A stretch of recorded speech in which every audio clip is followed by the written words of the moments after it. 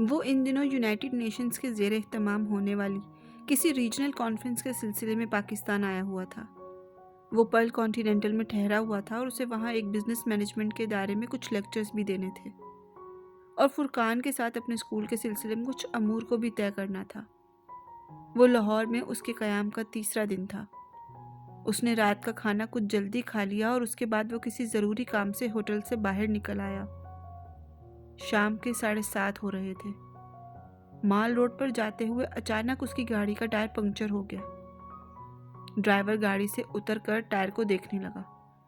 चंद मिनटों के बाद उसने सलार की खिड़की के पास आकर कहा, सर, गाड़ी में वो दूसरा टायर मौजूद नहीं है। मैं आपके लिए कोई दूसरी टैक्सी ला दूं? आप उस पर चले जाएं। सलार ने हाथ के इशारे से उसे रोक दिया। नहीं, मैं खुद टैक्सी रोक लेता हूँ, वो कहता हुआ उतर गया। कुछ दूर एक पार्किंग में कुछ टैक्सियां नजर आ रही थी। सलार का रुख उसी तरफ था कि जब यकदम किसी ने आकर उसके पास गाड़ी में ब्रेक लगाई।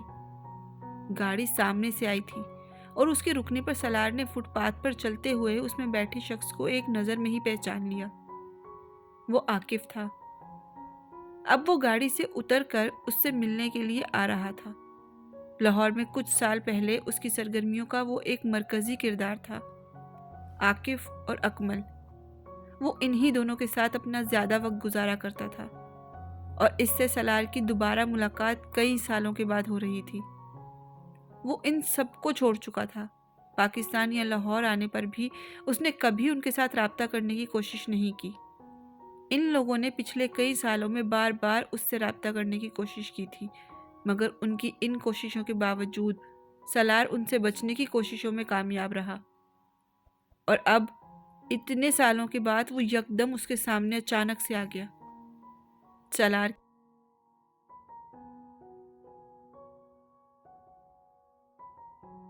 सलार, मुझे यकीन नहीं आ रहा कि ये तुम हो। कहाँ गायब थे इतने सालों से? तुम तो गधे के सर से सींग की तरह गायब हो गए। कहाँ थे यार? और अब यहाँ क्या कर रहे हो? हुलिया ही बदल लिया है। कहाँ गए वो बाल? लाहौर में कब आए हो? आने की इत्तला क्यों नहीं दी? उसने यके बाद दिगरे सवालात की बुछाड़ कर दी। उसने सलार के अंदाज में झलकने वाली सर्द मेहरी पर भी गौर नहीं किया। सलार के जवाब देने से पहले ही आकिफ ने दोबारा पूछ लिया, यहाँ माल रोड पर क्या कर रहे हो? गाड़ी खराब हो गई थी, मैं टैक्सी की तरफ जा रहा था। कहाँ जा रहे हो? मैं ड्रॉप कर देता हूँ। नहीं, मैं चला जाता हूँ, टैक्सी पास ही है। आकिफ ने उसकी बात सुनी अनसुनी कर दी। चलो अंदर बैठो। उसने बाजू पकड़कर खींच लिया। सलार सटपटाया लेकिन उसकी गाड़ी की तरफ बढ़ गया। इसका मूड बहुत खराब होने लगा था। तुम तो स्टेट पढ़ने चले गए थे और फिर मुझे पता चला कि तुमने वहाँ जॉब कर ली है, फिर अचानक पाकिस्तान कैसे? आकिफ ने गाड़ी स्टार्ट करते हुए फिर पूछा, क्या छुट्टियां गुजारने आए हो? हाँ, सलार ने मुख्तसरन कहा। वो इस तरह से जान छुड़ा सकता था। क्या कर रहे हो आजकल? आकिफ ने गाड़ी चलाते हुए पूछा। यूनाइटेड नेशंस की एक एजेंसी में काम कर रहा हूँ। यहाँ लाहौर में कहाँ ठहरे हो? पीसी में। अरे, पीसी में क्यों ठहरे हो? मेरे पास आते ही मुझे फ़ोन करते। कब आए हो यहाँ? कल। बस, तो फिर तुम मेरे साथ मेरे घर पे रहोगे, ज़रूरत नहीं है होटल में रहने की। नहीं, मैं कल सुबह इस्लामाबाद वापस जा रहा हूँ। सलार ने रवानी से झूठ बोला। आकिफ से हर कीमत पर वो जान छुड़ा लेना चाहता था। उसे उससे उलझन हो रही थी, या फिर ये शायद उसके साथ गुजारे जाने वाला माजी था जो उसे तकलीफ में मुब्तला कर रहा था। अगर कल इस्लामाबाद वापस जा रहे हो तो फिर आज मेरे साथ रहो, खाना खाओ मेरे साथ घर चलकर। आकिफ ने ऑफर की। खाना मैं 10 मिनट पहले ही खाकर निकला हूँ। फिर भी मेरे साथ घर चलो, तुम्हें अपनी बीवी से मिलवाऊंगा। शादी हो गई तुम्हारी? हाँ, 3 साल हो गए, आकिफ ने बताया। और तुमने शादी कर ली? नहीं। क्यों? बस कुछ मसरूफियत थी इसलिए, सलार ने भी बता दिया।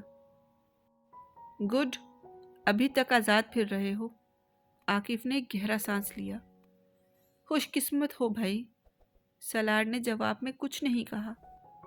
आकिफ ने इससे बात करते हुए ग्लू कंपार्टमेंट के खोल कर अंदर से एक कैसेट निकालनी चाहिए। उसका ध्यान जरा सा भटका और कैसेट निकालते निकालते ग्लू कंपार्टमेंट से बहुत सी चीजें सलार की गोद और नीचे उसके पैरों के पास आकर गिर पड़ी। टू बैड, आकिफ ने बेख्तियार कहा। सलार झुककर चीजें उठाने लगा तो आकिफ ने गाड़ी के अंदर की लाइट जला दी। वो इन चीजों को समेटकर ग्लू कंपार्टमेंट में रखने लगा। जब वो ठटक गया, किसी ने उसके जिस्म में जैसे करंट सा दौड़ाया हो। ये ग्लू कंपार्टमेंट के एक कोने में इयररिंग्स पड़े थे। सलार के हाथों में बेख्तियार लर्जिश आ गई। बायां हाथ बढ़ाकर उसने उन इयररिंग्स को बाहर निकाल लिया। वो अब उसके हाथ की हथेली पर गाड़ी के अंदर जलती हुई रोशनी में चमक रहे थे और वो बेयकीनी के आलम में उसे देख रहा था। बहुत साल पहले उसने इन इयररिंग्स को किसी के कानों में देखा था। एक बार, दो बार, तीन बार, चौथी बार वो उन्हें अब देख रहा था। उसे कोई शुबा नहीं था, वो इमामा हाशिम के इयररिंग्स थे। वो आंखें बंद करके भी कागज पर उनका डिजाइन उतार सकता था। आकिफ ने उसकी हथेली से वो इयररिंग्स उठा लिए। किसी ने जैसे सलार का सख्ता तोड़ दिया हो। आकिफ इन इयररिंग्स को दोबारा एक बार फिर से ग्लू कंपार्टमेंट में रख रहा था। ये इयररिंग्स तुम्हारी बीवी के हैं? सलार ने अटकते हुए उससे पूछा। बीवी के? कम ऑन यार, बीवी के होते तो मैं यहाँ रखता।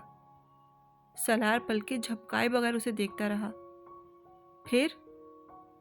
यार, है एक गर्लफ्रेंड मेरी, पिछली रात मेरे साथ थी।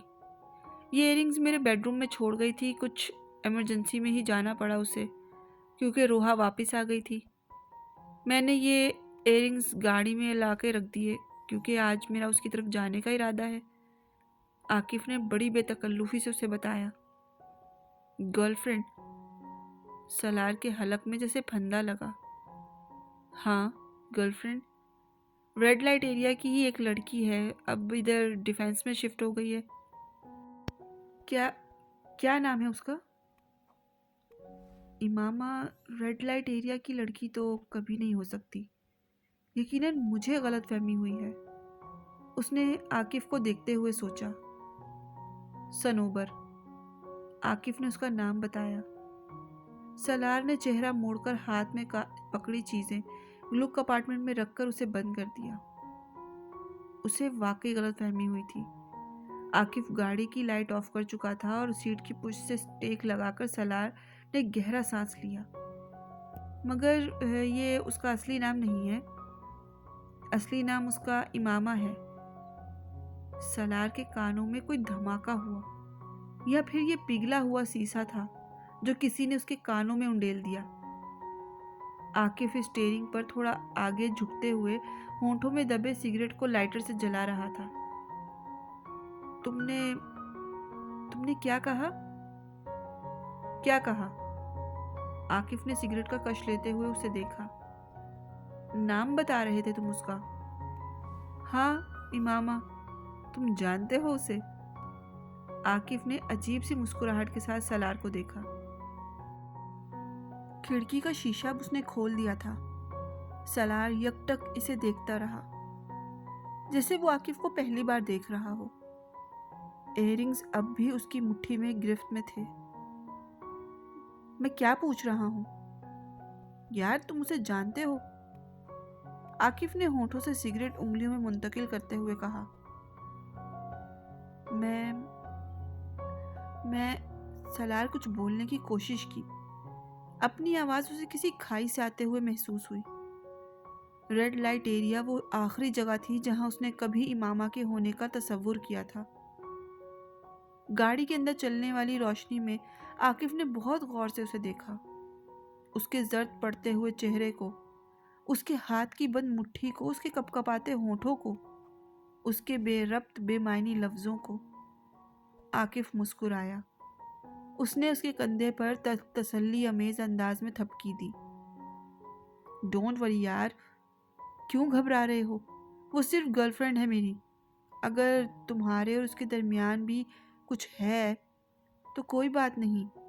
हम तो पहले भी बहुत कुछ शेयर किया करते थे, याद है तुम्हें? आकिफ ने कहका लगाया और फिर उसने बारूद में तीली फेंकी। ये तो फिर लड़की है। माल रोड पर कितना रश था। आकिफ कितनी तेज रफ्तारी से गाड़ी चला रहा था। वो इन सवालों के साथ साथ सलार ने कभी ये नहीं सोचा था कि स्टीयरिंग पर मौजूद शख्स पर झपटने की सूरत में खुद उसके साथ क्या हो सकता था। उसने पलक झपकने में ही आकिफ को गले से पकड़ लिया। आकिफ का पांव बेइख्तियार ब्रेक पर आया और गाड़ी एक झटके से रुकी। वो दोनों पूरी कुव्वत से डैशबोर्ड से टकराए। सलार ने उसके कॉलर को नहीं छोड़ा। क्या कर रहे हो तुम? उसने सलार के हाथों से अपना गला छुड़ाने की कोशिश की, मगर वो फिर भी नाकाम रहा। पागल हो गए हो क्या? How dare you talk like that? Salar जवाबन गुर्राया। उसके हाथ एक बार फिर आकिफ की गर्दन पर थे। आकिफ का सांस रुकने लगा। उसने कुछ गुस्से और कुछ ख्वास बाख्तगी के आलम में सलार के मुंह पर मुक्का मारा। सलार बेइख्तियार झटका खाकर पीछे हटा। उसके दोनों हाथ अब अपने मुंह पर थे। आकिफ की गाड़ी के पीछे मौजूद गाड़ियां हॉर्न पर हॉर्न दे रही थीं।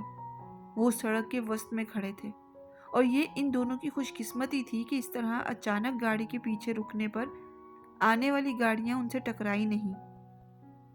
सलार दोनों हाथों से अपना चेहरा पकड़े हुए अपनी सीट पर दोहरा हो रहा था।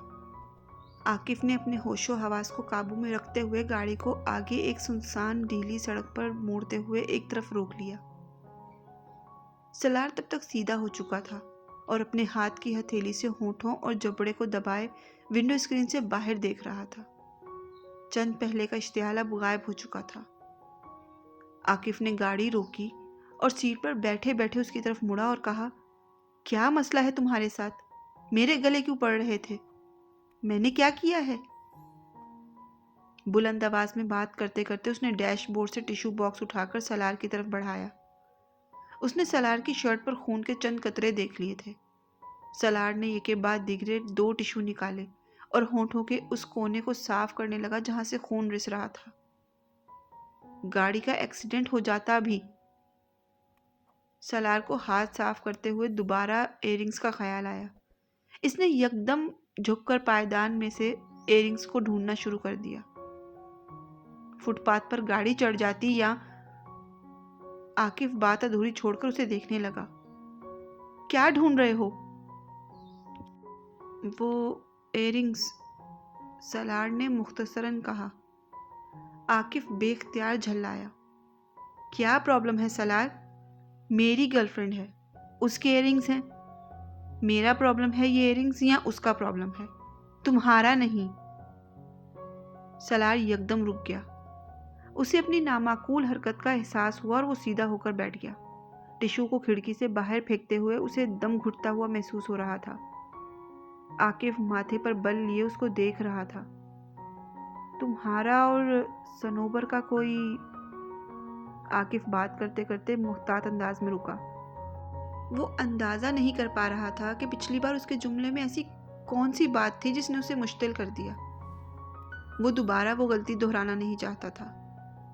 आई एम सॉरी, सलार ने उसके रुकने पर कहा। Okay fine. आकिफ को कुछ मुतमिन तो हुआ। तुम और सनोबर। वो फिर रुक गया। तुमने कहा था उसका नाम इमामा है। सलार ने गर्दन मोड़कर उसकी तरफ देखा। आकिफ को बेख्तियार उसकी आंखों से खौफ आया। वो किसी नॉर्मल इंसान की आंखें नहीं थी। वहशत, बेचारगी, खौफ, वो हर तासुर लिए हुए थी। हाँ, उसने मुझे एक बार बताया था। शुरू में एक बार अपने बारे में बता रही थी, तब उसने मुझे बताया। उसका हुलिया बता सकते हो मुझे? हाँ, क्यों नहीं? आकिफ गड़बड़ाया। बहुत खूबसूरत है, फेयर, टॉल। आकिफ अब अटकने लगा। काली आंखें हैं, बाल भी पहले काले थे, अब डाई किए हुए हैं उसने। और क्या बताऊं? सलार ने आंखें बंद करके वो विंडो स्क्रीन की तरफ देखने लगा। घुटन कुछ और बढ़ गई थी। इमामा हाशिम है उसका नाम। पता नहीं, बाप का नाम तो नहीं बताया उसने, ना ही मैंने पूछा। इमामा हाशिम ही है वो बुड़बुड़ाया। उसका चेहरा धुआं धुआं हो रहा था। ये सब मेरी वजह से हुआ, सब। मैं जिम्मेदार हूं इस सब कुछ का। किस चीज के जिम्मेदार हो तुम? आकिफ को तो तजस्सुस हुआ। सलार खामोशी से विंडो स्क्रीन से बाहर देखता रहा और आकिफ जवाब का इंतजार करता रहा। चंद मिनट की खामोशी के बाद सलार ने गर्दन मोड़कर उससे कहा, मैं उससे मिलना चाहता हूँ, अभी और इसी वक्त। आकिफ कुछ देर उसे देखता रहा, फिर वो डैशबोर्ड से मोबाइल उठाकर एक कॉल मिलाने लगा। कुछ देर वो कोशिश करता रहा, फिर उसने कंधे उचकाते हुए कहा, उसका मोबाइल ऑफ है, पता नहीं वो घर पर मिले या ना मिले, क्योंकि अब रात हो रही है। और वो आकिफ चुप होकर गाड़ी स्टार्ट करने लगा। लेकिन मैं तुम्हें ले जाता हूँ उसके घर। आधे घंटे के बाद वो दोनों डिफेंस के एक बंगले के बाहर खड़े थे। वहां पहुंचने तक उन दोनों में कोई बात नहीं हुई। आकिफ अब उस वक्त को कोस रहा था जब उसने सलार को लिफ्ट दी। चंद बार हॉर्न देने पर चौकीदार बाहर निकल कर आया। सनोबर घर पर है? आकिफ ने उसे देखते हुए पूछा। नहीं, बीबी साहिबा तो नहीं है। वो कहाँ है? मुझे पता नहीं। आकिफ ने सलार को देखा और फिर वो गाड़ी का दरवाज़ा खोलते हुए कहा, तुम बैठो, मैं थोड़ी देर में आता हूँ। आकिफ इस आदमी के साथ अंदर चला गया। उसकी वापसी 10 मिनट बाद हुई। तुमको उससे बात करनी है? मुझे उससे मिलना है। आकिफ दोबारा गाड़ी स्टार्ट करने लगा। सफ़र फिर उसी खामोशी से तय करने लगे। 9 बज रहे थे जब वो रेड लाइट एरिया में पहुंचे। सलार के लिए वो जगह नई तो नहीं थी, सिर्फ इस तकलीफ का एहसास नया था जो उसे इस बार हो रहा था। आज यहाँ ही वो है, किसी आदमी ने यहाँ की कुछ लड़कियों को बुक करवाया है किसी फंक्शन के लिए। वो भी उन्हीं के साथ जा रही है। आकिफ ने गाड़ी से उतरते हुए कहा, तुम भी उतरो, बहुत अंदर जाना है। अब सनोबर को तो मैं तुमसे मिलवाने के लिए यहाँ नहीं ला सकता। सलार बाहर निकल आया। वो आकिफ के साथ एक बार फिर उन गलियों में जाने लगा। उसे अच्छी तरह याद था वो इस तरह की जगह में आखिरी बार कब आया। वहाँ कुछ भी नहीं बदला था। इंसानी गोश्त की तिजारत तब भी उसी ढके छुपे अंदाज में हो रही थी। उसे बहुत अच्छी तरह याद था कि वो पहली बार 18 साल की उम्र में वहाँ आया और फिर वो कई बार वहाँ आता रहा। कई बार, बाज़ दफ़ा रक्स देखने, बाज़ दफ़ा किसी मशहूर एक्ट्रेस की किसी महफिल में शिरकत करने के लिए, बाज़ दफ़ा इन गलियों के दरवाज़ों, खिड़कियों, चौराहों से लटकती झांकती नीम बरहना औरतों को देखने के लिए। उसे अजीब सी खुशी मिलती थी इन गलियों से गुजरते हुए। वो वहाँ खड़ी किसी भी उम्र की, किसी भी शक्ल की औरत को चंद घंटों के लिए खरीद सकता था। वॉलेट से निकालने वाले चंद नोट वहाँ खड़ी किसी भी लड़की को सर से पैर तक उसका कर देते। दुनिया पैरों के नीचे और कायनात मुट्ठी में होना और किसे कहते थे। उसे सरशारी का एहसास होता और बाज दफा वहां रात गुजारने के लिए उन औरतों के साथ जिनसे वो नफरत करता था। चंद रुपयों की खातिर जिस्म फरोख्त करने वालियों के लिए वो इसके अलावा क्या जज्बात रख सकता था, और नफरत के बावजूद वो उन्हें खरीदता था क्योंकि वो खरीद सकता था। 18-19 साल की उम्र में उसे यकीन था इन औरतों में कभी कोई ऐसी औरत नहीं हो सकती जिससे उसका कोई ताल्लुक होता, खूनी रिश्ता होता या मोहब्बत होती। उसकी माँ और बहन एलीट क्लास की फर्द थी।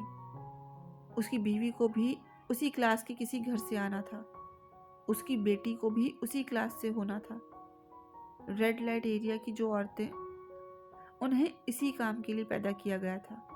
उसे यकीन था अकड़ी गर्दन, उठी हुई थोड़ी और तने हुए अबरू के साथ वो उस मखलूक से जितनी नफरत कम करता कम थी, जितनी तजलील करता काफी थी।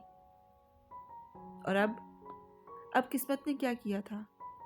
7 पर्दों में रहने वाली उस औरत को, जिसके जिस्म पर वो किसी की उंगली के लम्स तक को बर्दाश्त नहीं कर सकता था, उसे उस बाजार में फेंक दिया गया। उससे चंद कदम आगे वो शख्स चल रहा था जो उसका ग्राहक था, और सलार सिकंदर जुबान खोलने के काबिल तक नहीं था। आवाज बुलंद नहीं कर सकता था, शिकवा नहीं कर सकता था। वो किसी से क्या कहता? क्या वो अल्लाह से कह सकता था कि उसके साथ ऐसा क्यों हुआ? आखिर उसने ऐसा क्या किया? उसने अपने होंठ भींच लिए। उसकी कपकपाहट को कैसे रोक सकता था?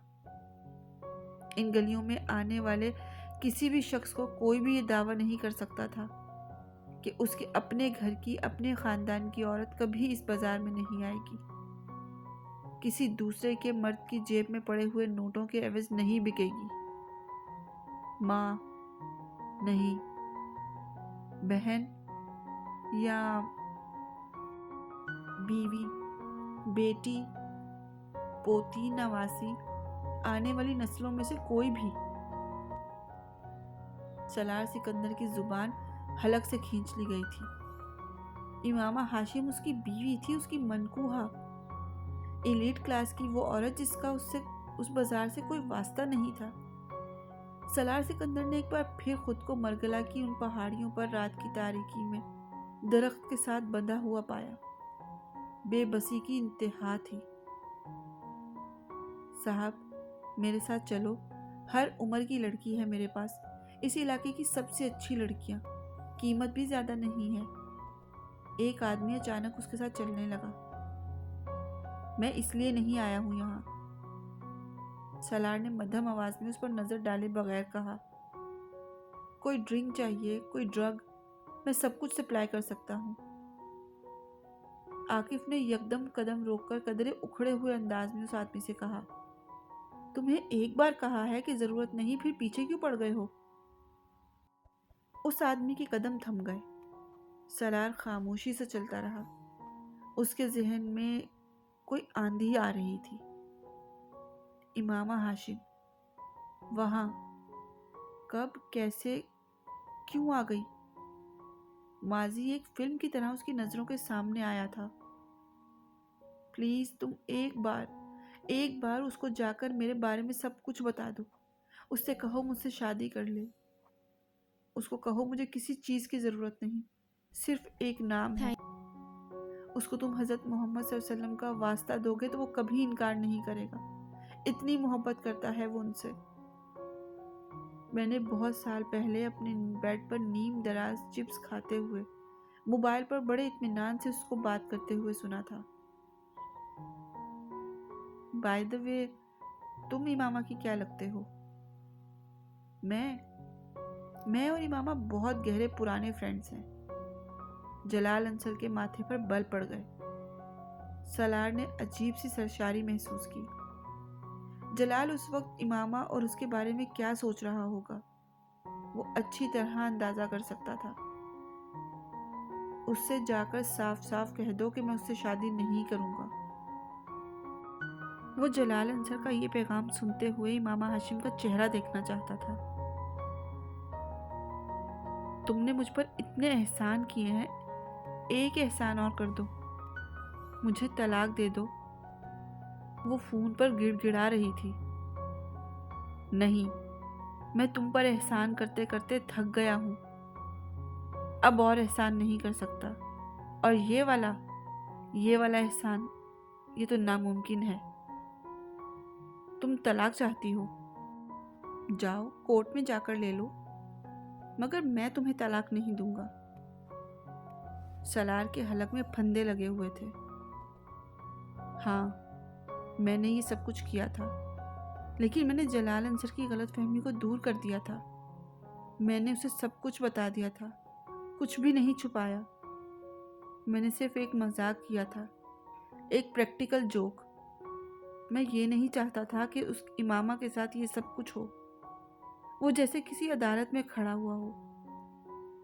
ठीक है, मैंने उसके साथ ज्यादती की, उसे तलाक नहीं दी, मगर मगर मगर मैंने ये फिर भी ख्वाहिश नहीं की थी। यहाँ आप फंसे हैं। मैंने उसे घर छोड़ने से रोका था।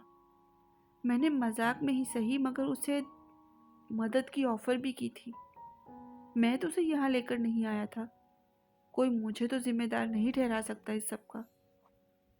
वो बेरब जुमलों में वजाहतें दे रहा था।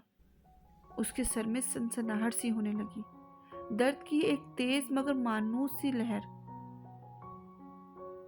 माइग्रेन, एक और अटैक। चलते चलते रुका वो। होंठ भींचे उसने और उसने बेख्तियार अपनी कनपट्टी को मसला। दर्द की लहर गुजर गई। आंखें खोलकर उसने गली के पेचोगम को देखा।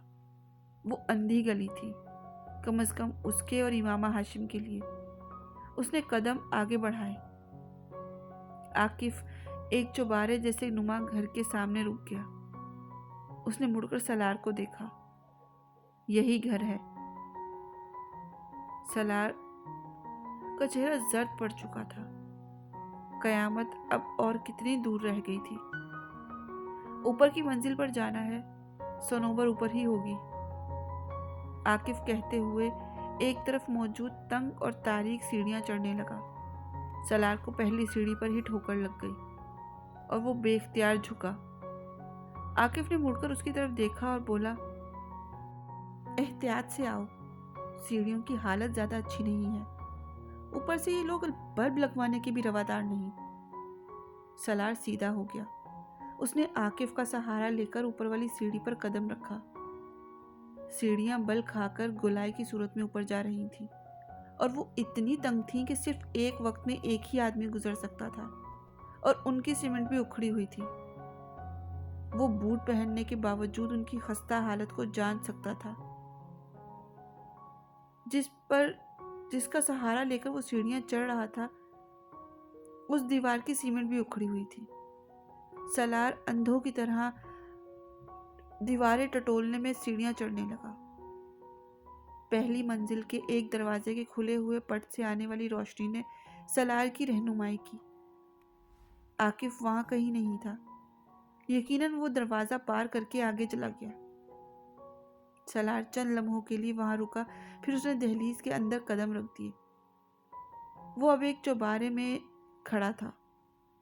एक तरफ बहुत कमरों के दरवाजे थे और दूसरी तरफ नीचे से गली नजर आ रही थी। बरामदे नुमा चौबारा बिल्कुल खाली था। तमाम कमरों के दरवाजे उसे वहां खड़े खड़े बंद ही लग रहे थे। आकिफ कहाँ था वो नहीं जानता था। उसने बहुत मोहतात अंदाज में अपने कदम आगे बढ़ाए, यूं जैसे वो किसी भूत बंगले में आ गया हो। अभी कोई दरवाजा खुलता और इमामा हाशिम उसके सामने आ खड़ी हो जाती। मेरे खुदा, मैं उसका सामना कैसे करूंगा?